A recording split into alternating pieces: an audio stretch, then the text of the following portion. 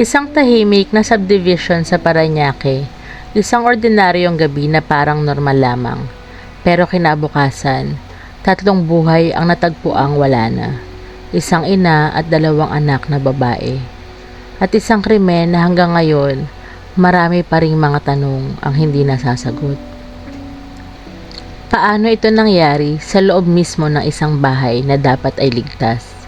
At bakit, matapos ang napakahabang laban sa korte, hindi pa rin nakamit ang tunay na hustisya? Bakit hanggang ngayon ay walang tunay na nananagot sa krimeng naganap? Hello everyone!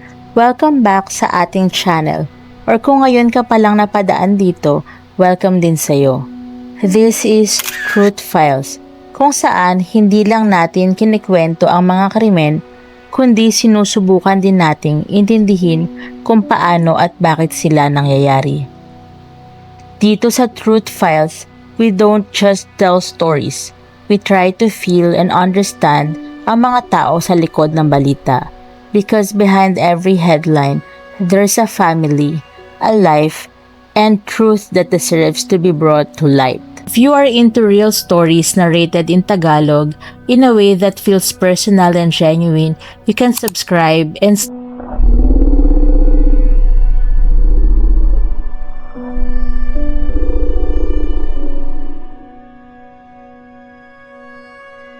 Ang kasong yumanig sa Parañaque, the Vizconde Family Murder. Taong 1991, sa BF Homes, Parañaque, isang exclusive subdivision, tahimik, maayos, ligtas, o iyon lamang ang inaakala ng lahat. Sa loob ng isang bahay sa Vinson Street, nakatira ang pamilya Vizconde. Ang ama ng tahanan na si Lauro Vizconde, na isang engineer, ay madalas nasa abroad para magtrabaho. Ang kanyang asawa na si Estrelita ay kilala bilang mapagmahal na may bahay at mapagmahal na ina. Mayroon silang 2 anak, mga batang hindi lang minahal kundi hinangaan din ng maraming nakakakilala sa kanila. Ang panganay, si Carmela, 18 taong gulang, ay isang college student na nag-aaral sa Ateneo de Manila University. Kilala siya bilang isang dalagang hindi lang maganda, kundi may natural grace at talino. Maputi, maayos manamit, may mahaba at makintab na buhok, at isang ngiti na madaling makuha ang loob ng kahit sino man. Hindi siya yung tipo ng estudyanteng maingay o pasikat. Mas kilala siya sa pagiging mahinhin, soft-spoken at grounded. Mahilig siyang magbasa, makinig ng music, at gumugol ng oras kasama ang pamilya. Sa school, maayos ang performance niya at may mga kaibigan siyang nagsasabing napaka-genuine niyang tao, walang arte, walang yabang. Samantala, ang bunsong si Jennifer naman ay 7 taong gulang na nag-aaral sa Miriam College. Isa siyang tipikal na batang punong-puno ng sigla at inosenteng saya. Maliit, cute, at laging may dalang ngiti na parang walang iniintinding problema. Mahilig siyang maglaro, tumawa, at magkwento ng kung ano-ano, yung tipong buhay na buhay ang imagination. Madalas siyang makita na nakadikit sa kanyang ate, humahanga at sumusunod sa mga ginagawa nito. Sa murang edad, ramdam na ang pagiging malambing at mapagmahal niya. Para sa karamihan, isa silang perpektong pamilya. Simple pero maayos ang buhay, may respeto sa komunidad at walang kilalang kaaway. Walang ingay, walang iskandalo. Isang tahanan na punong-puno sana ng pangarap, tawanan at pagmamahalan. Bago ang gabing tuluyang nagbago sa lahat. Nang gabing iyon, may pumasok sa kanilang tahanan. Pinasok ang bahay na dapat sana'y ligtas at walang sino man ang nakaalam sa krimeng nagaganap. June 30, 1991, walang malinaw na senyales ng puwersahang pagpasok sa tahanan ng mga Vizconde. Parang may tiwala ang pamilyang nagbukas ng pinto o may taong hindi nila inakalang magdudulot ng panganib. Kinabukasan, isang kasambahay ang nakadiskubre ng isang eksenang hindi malilimutan. Sa loob ng tahanang dati puno ng katahimikan at pagmamahal, sina Estrelita, Carmela at Jennifer ay natagpuang wala ng buhay. Ang gabing iyon ay nag-iwan ng mga tanong na hanggang ngayon ay hindi pa rin tuluyang nasasagot. Ang kanilang sinapit ay nagdulot ng matinding galit sa buong bansa. Karimari-marim, kahindik-hindik. Hindi lang ito simpleng krimen. Ito ay trahedyang yumanig sa pakiramdam ng seguridad ng bawat Pilipino. Isang paalala na kahit sa loob ng sariling tahanan, may mga panganib na hindi mo inaasahan. Habang nangyayari ang lahat ng ito sa Pilipinas, wala si Laura Vizconde. Nasa abroad siya sa United States, nagtatrabaho para sa kanyang pamilya at walang kaalam-alam na sa parehong gabi ay magbabago ang buhay niya. July 1, 1991, dumating ang balita, isang tawag, isang mensahe na walang sino mang ama ang handang marinig. Agad siyang umuwi ng Pilipinas.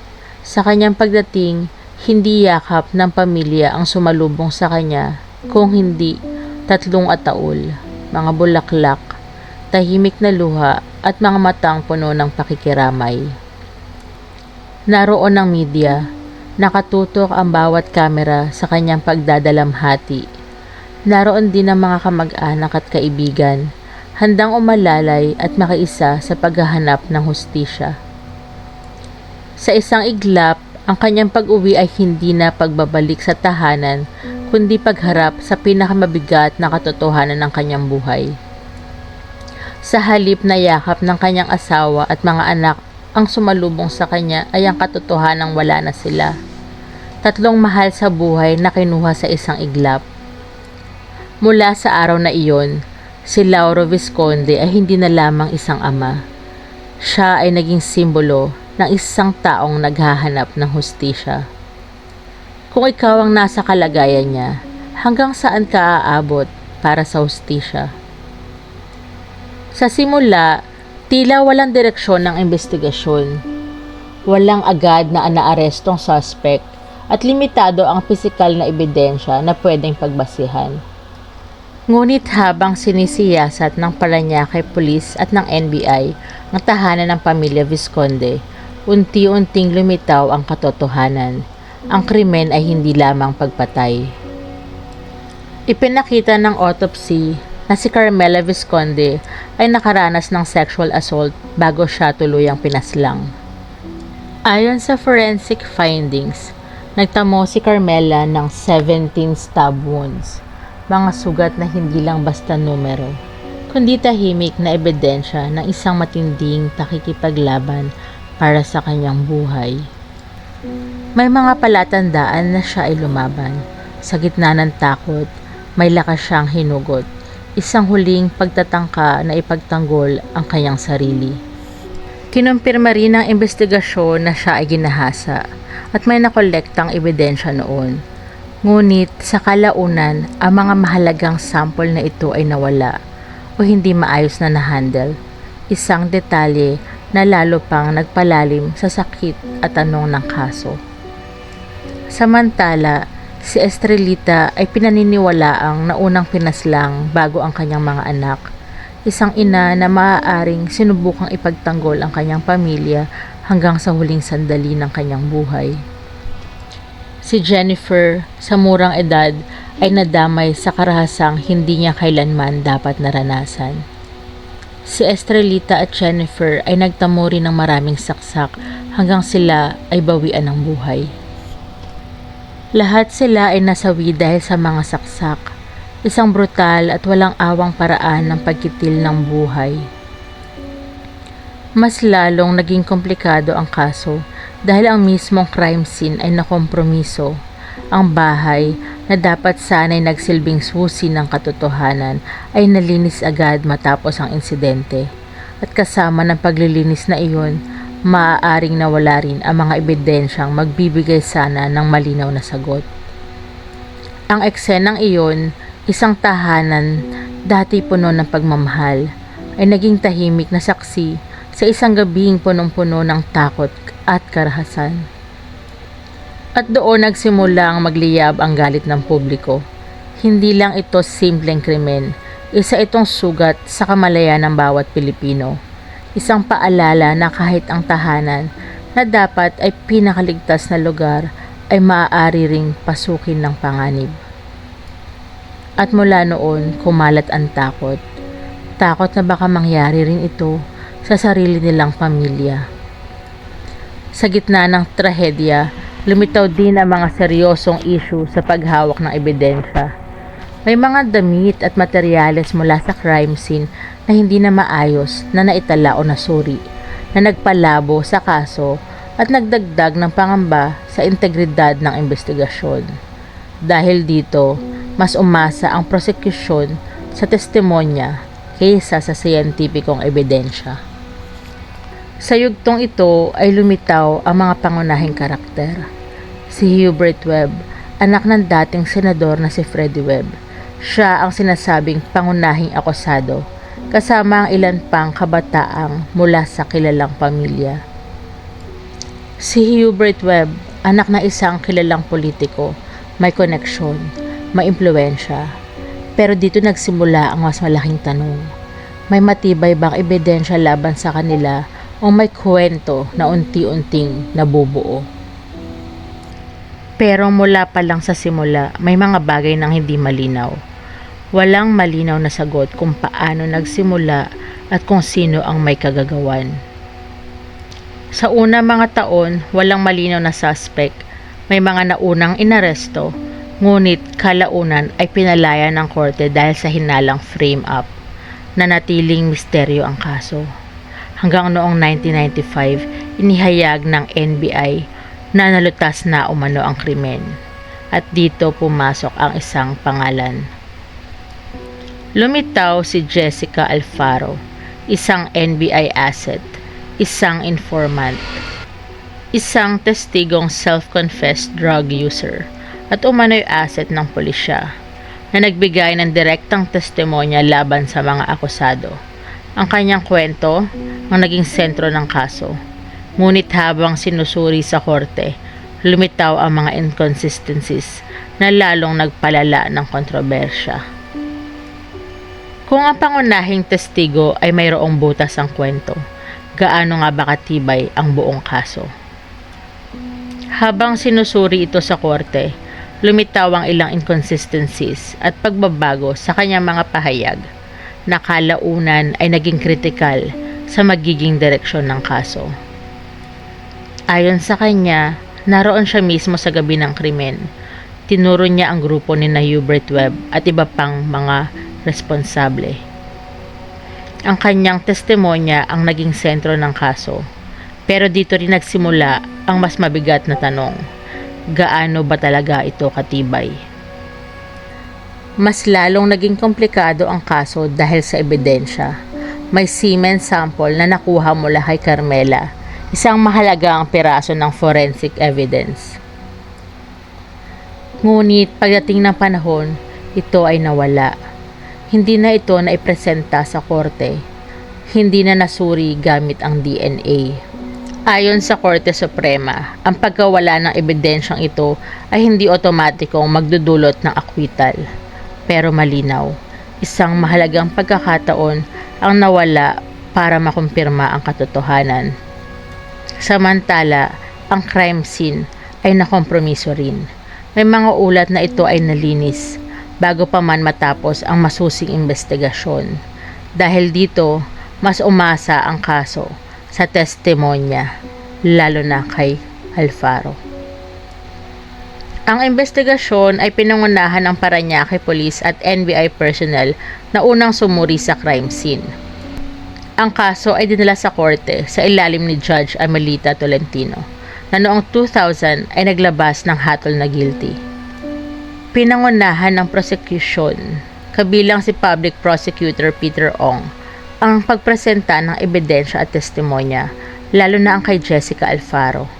Samantala, ang depensa ng mga akusado, kabilang si Hubert Webb at kanyang mga kasama, ay pinangunahan ng mga abogado gaya ni Attorney Ricardo Diaz na mariing kinestyon ang kredibilidad ng mga testigo at kakulangan ng pisikal na ebidensya.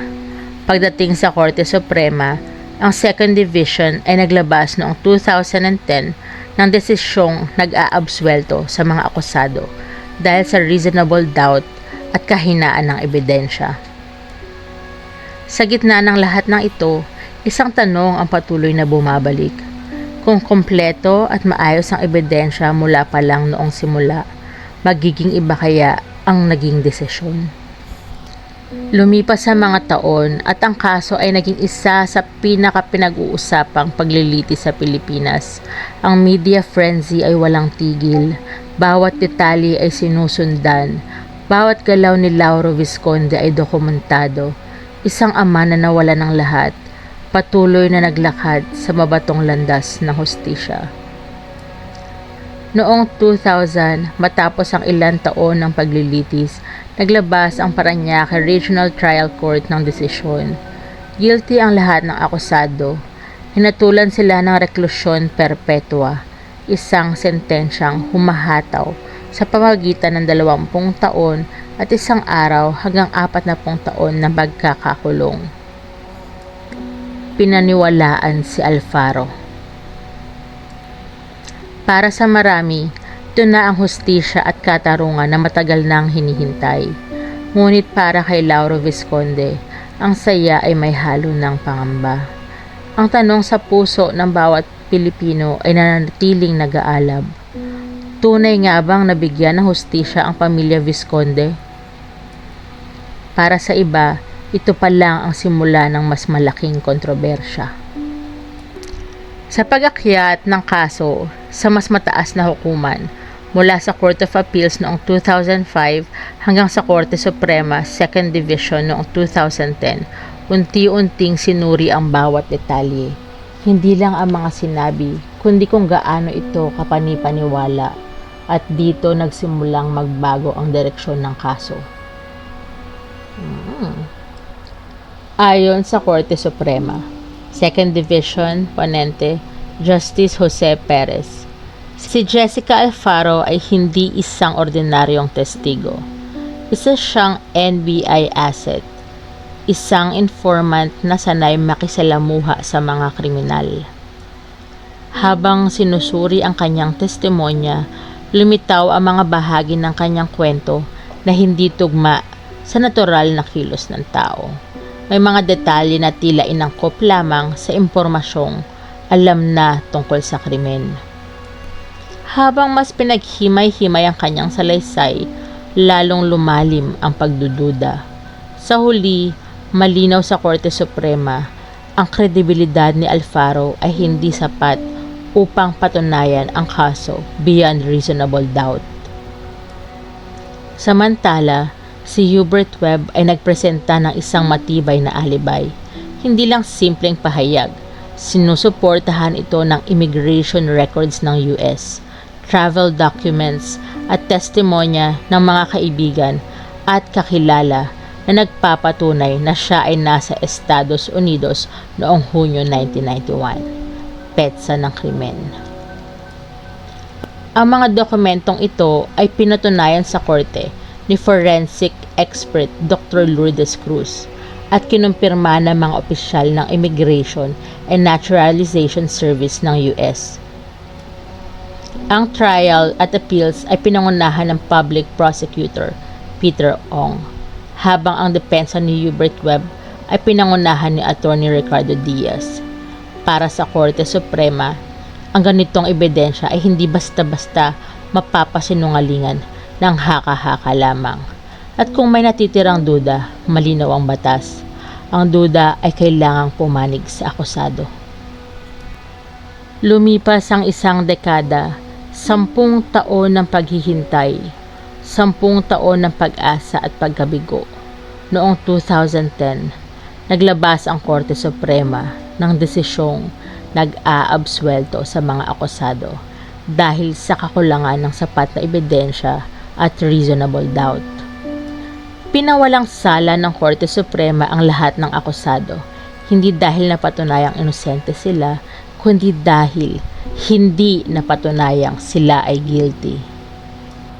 Sa batas, may isang prinsipyong hindi pwedeng baliin. Mas mabuting makalaya ang posibleng may sala kaysa makulong ang inosente. Pero sa puso ng marami, hindi doon nagtatapos ang mga tanong. Ang desisyong ito ay nagdulot ng pagkabigla sa buong bansa. Para kay Lauro Vizconde, ito ay 10 taon ng paghihintay na nauwi sa isang dagok na walang sino man ang nakahanda. Ang galit at pagkadismaya ng publiko ay ramdam sa bawat sulok ng bansa. Sa loob ng puso ng isang ama, ang sugat ay hindi natugunan. 10 taon ng laban sa hustisya, tila bagay na uwi sa kawalang katarungan. 10 taon ng pag-asa, 10 taon ng pasakit, na nauwi sa desisyong nagpabago sa lahat ng pinaniniwalaan ng publiko. Lumipas ang mga taon, ngunit ang mga tanong ay naiwan. Si Jessica Alfaro, pangunahing testigo, ay tuluyang nawala sa mata ng publiko matapos questionin ang kanyang kredibilidad sa Korte Suprema. Walang malinaw na ulat kung nasaan siya ngayon. Si Hubert Webb at iba pang akusado matapos ang desisyon noong 2010 ay pinalaya at namuhay ng pribado, malayo sa media at sa mata ng publiko. Ang buhay ay patuloy, ngunit ang anino ng kontrobersya ay nanatiling nakakabit sa kanilang mga pangalan. Si Lauro Vizconde, ang ama na hindi tumigil sa paghahanap ng hustisya, ay pumanaw noong February 13, 2016. Dala-dala niya ang bigat ng kasong nananatiling hindi ganap na nalutas. Hindi man niya nakita at nakamit ang hustisya na inaasam. Para sa ilan, maaaring natagpuan niya na ang kapayapaan kasama ang kanyang pamilya sa kabilang buhay. Natapos na ba ang kasong ito? O hindi pa talaga nagsisimula ang buong katotohanan? Kung hindi sila ang may sala, sino? 25 taon na ang nakalipas. 3 buhay ang kinuha sa loob lamang ng isang gabi. Pero ang katotohanan parang nananatiling nakakulong sa kadiliman. This case was closed, pero hindi natapos. Dahil sa isang bahay sa Parañaque, 3 buhay ang kinuha. At hanggang ngayon, ang tunay na kwento ay hindi pa rin natin naririnig. Ang tunay na mga salarin ay hindi pa rin nahahanap. Kung ikaw ang tatanungin, nabigyan ba ng hustisya ang pamilya Vizconde? O may mas malalim pang katotohanan na hindi na natin kailanman malalaman? If you made it until the end, thank you for staying. Kung may gusto kang kaso na i-cover natin next time, you can leave it in the comment section. And if this story stayed with you, even quietly, stay with me. Marami pa tayong kwento at katotohanang bubuksan at tatalakayin. Ingat ka palagi. God bless.